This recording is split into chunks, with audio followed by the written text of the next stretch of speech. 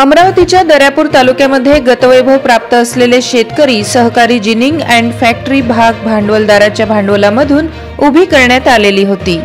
सदर जिनिंग काही कारण नसताना विकण्याचे कट कारस्थान आपल्या स्वतःच्या फायद्यासाठी संचालक मंडळ करत आहे। सदर विक्री भाग भांडवलदारांच्या विना परवानगी त्यांना माहिती नसताना विक्री करण्याचे कारस्थान संचालक मंडळ करत असल्याचा आरोप महाराष्ट्र नवनिर्माण सेनेचे तालुकाध्यक्ष मनोज तायडे यांनी आपल्या तक्रारीत केलाय। आज 8 ऑगस्ट रोजी गुरुवारी शेतकरी भवन येथे जागेसंदर्भात जाहीर लिलाव करण्यात येणार असून या आधी सुद्धा सदर मिळकतीलगत असलेली जागा अध्यक्ष नसताना यांनी विक्री केली आहे। सदर मिळकत कवडीमोल भावात संचालक मंडळांनी विक्री केली आहे। सदर मिळकत कशासाठी विक्री केली, ती रक्कम कुठे खर्च केली याचा सुद्धा पत्ता लागलेला नाही। सदर जिनिंग मध्ये संचालक मंडळांनी लाखो रुपयांचा भ्रष्टाचार केल्याचे सुद्धा चौकशीमध्ये उघडकीस आले आहे। विशेष म्हणजे या जिनिंग मध्ये माजी अध्यक्ष विक्रमसिंग परिहार व व्यवस्थापक गोकुळ भडांगे यांनी 68,73,000 रुपयांचा भ्रष्टाचार केल्याचे निष्पन्न झाले आहे। या दोन्ही व्यक्तींकडून सदर भ्रष्टाचाराची रक्कम वसूल करण्यासाठी सहाय्यक निबंधक यांच्याकडे पत्र सुद्धा प्राप्त झाले आहे।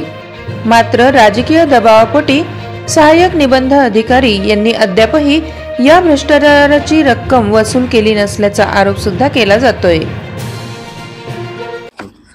दर्यापूर येथे गेल्या कित्येक वर्षांपासून शेतकरी सहकारी जिनिंगची स्थापना करण्यात आलेली होती। या शेतकरी सहकारी जिनिंगमध्ये दर्यापुरातील शेतकऱ्यांचा भांडवल या ठिकाणी लावण्यात आलेला होता। मात्र आपण पाहत असाल की मागील गेल्या कित्येक 5 ते 10 वर्षांपासून ही जिनिंग आता विकण्याच्या मार्गावर आलेली आहे। या जिनिंगच्या विकण्याचं कारण असं आहे की कर्मचाऱ्यांचे पैसे आणि ग्रामपंचायतचा टॅक्स भरण्यासाठी संबंधित जिनिंगची जागा हे विकल्याचं कारण या ठिकाणी संस्थेने दिलेले आहे। मात्र या जिनिंगच्या विक्रीनंतर आता या जिनिंगची विक्री थांबावी यासाठी आता जिनिंगचे जुने जे कर्मचारी आहेत त्यांनी सुद्धा न्यायालयात धाव घेतलेली आहे आणि महाराष्ट्र नवनिर्माण सेनेचे तालुकाध्यक्ष मनोज तायडे यांनी सुद्धा ही विक्री थांबावी यासाठी एक तक्रार दाखल केली आहे। आपल्यासोबत जिनिंगचे कर्मचारी आहेत जुने आणि मनसेचे तालुकाध्यक्ष सुद्धा आहेत। आपण त्यांच्याशी विचारूया की काय संबंधित या जिनिंग संदर्भात समस्या आहेत। काय सांगाल, संबंधित जिनिंग तुम्ही या ठिकाणी कर्मचारी होते, काय तुमची मागणी आहे? मागणी म्हणजे आमची कसं आहे, यांनी संस्थेची इस्टेट विकणं चालूच केली आहे पण कर्मचाऱ्याला अजून पगार दिला नाही। म्हणजे आम्ही पगार याच्यासाठी मागून राहिलो का आम्ही जेव्हा घरी जायचे ज्यावेळी आम्हाला ऑर्डर दिली त्या दिवशी यांनी आमच्यापासून चार्जच घेतलेला नाही। त्याच्यामुळे आम्ही नोकरीवर चालूच आहे। तो पगार नाही, ग्रॅज्युटी नाही आहे, नुकसान भरपाई कबूल केली होती त्याच्यावर द्यायची, ते अजूनपर्यंत दिलेली नाही। याबाबत मी आता कोर्टात माझी केस चालूच आहे।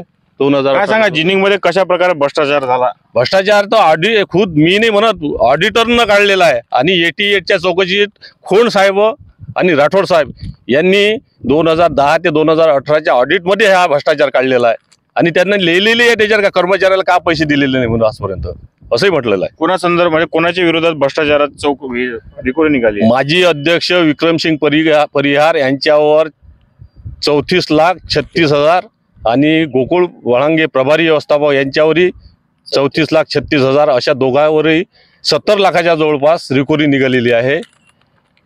ते AR ऑफिसने पत्र पाठवूनही अजून वसूल केलेली नाही आहे। म्हणजे मी 2010 पासून AR आणि DDR कडे पाठपुरावा करूनही आजपर्यंत मला न्याय नाही मिळाला। किती कर्मचारी होते तुम्ही त्यावेळेस? आम्ही आता कर्मचारी काही रिटायर झाले, काही मृत्यू झाले, आता गेटकीपर आणि चपराशी आणि मी एक कॅशियर असे 4 जण शिल्लक राहिलो होतो। एक आमचा कर्मचारी मृत्यू पावला आहे धुमाळे म्हणून। काय सांगाल तुम्ही, मनसेच्या वतीने या तक्रार दिलेली आहे की सदर जिनिंगची जे लिलाव आहे खरेदी हे थांबावे याची तक्रार दिली आहे, काय तुमची तक्रार आहे? आमची तक्रार अशी आहे की याआधी सुद्धा 2 एकरचा ठराव घेऊन अध्यक्ष नसताना एक संचालक उभा करून त्यांनी 2.5 एकराची खरेदी या मिळकती लगतच असलेली त्यांनी कवडीमोल भावात विकलेली आहे। 30 लाख रुपये एकरानं विकलेली आहे आणि आज रोजी त्याच्यात सुद्धा कारण तेच होतं की बा मजुरांचे वेतन देणे आहे व ग्रामपंचायतचा टॅक्स देणे आहे। असे असताना कर्मचाऱ्यांना पैसे मिळाले नाही, ग्रामपंचायतला टॅक्स मिळाला नाही। आता तेच कारण पुढे देत ही लगतची असलेली ही खूप म्हणजे वस्तीतली जागा आहे। आज 1,25,00,000 रुपयांनी विक्री करीत आहेत। जर 1,25,00,000 रुपये एकराने हे जर विकत आहेत तर मग 30 लाख रुपये एकरानं तुम्ही त्यांच्या घशात घातलेली आहे। त्याचा तो मलिदा त्यांनी हे करून त्यांचा भ्रष्टाचार केलेला आहे. तर आज आमच्याकडे माहितीनुसार आज लिलाव आहे, त्या अनुषंगाने आम्ही AR कडे तक्रार दिलेली आहे की सदर याचे भांडवलदारांचा हा याच्यात हिस्सा आहे, त्यांच्या परवानगीशिवाय सदर मालमत्ता विक्री करू नये यासाठी आम्ही AR ला निवेदन दिलेलं आहे.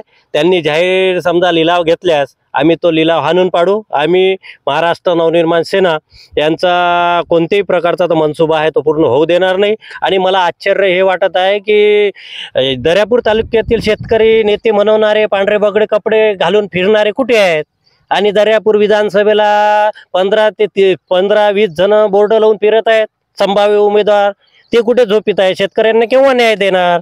नवीन प्रकल्प आणणे तर दूर, पण आपल्या इथं असलेला जो चांगला प्रकल्प होता NU देशमुख या मंडळींनी केलेला, त्यांनी नष्ट करण्यात येत आहेत. काय याच्यात काही राजकीय लोकांचा हस्तक्षेप आहे? हो, बिलकुल.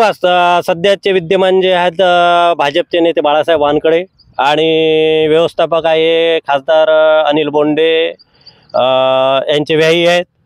या अनुषंगाने ते AR ऑफिस आणि बाकी सर्व मंडळीवर दबाव आणून हा भ्रष्टाचार करत आहेत. तर आपण पाहत असाल की या ठिकाणी संबंधित शेतकरी जिनिंगमध्ये मोठ्या प्रमाणात भ्रष्टाचार झाल्याचे या ठिकाणी आपल्याला यांनी सांगितलेलं आहे. आज या जिनिंगच्या संदर्भात लिलाव सुद्धा आहे. हा लिलाव मनसेचे कार्यकर्ते होऊ देणार नाही असा सुद्धा इशारा मनसेच्या तालुकाध्यक्षांनी दिलेला आहे. त्यामुळे हा लिलाव आज होणार का नाही हे सुद्धा पाहणे योग्य ठरणार आहे. आणि जे शेतकऱ्यांची शेतकरी जिनिंग म्हणून ओळखल्या जात होती, हे जिनिंगची लिलाव हा थांबणार का याकडे सर्वांचे लक्ष लागलेले आहे. मी किरण होले, जनविकास न्यूज, दर्यापूर. अशाच वेगवान घडामोडी पाहण्यासाठी आताच आमच्या जनविकास न्यूज चॅनलला सबस्क्राईब करा आणि रहा रोज अपडेट.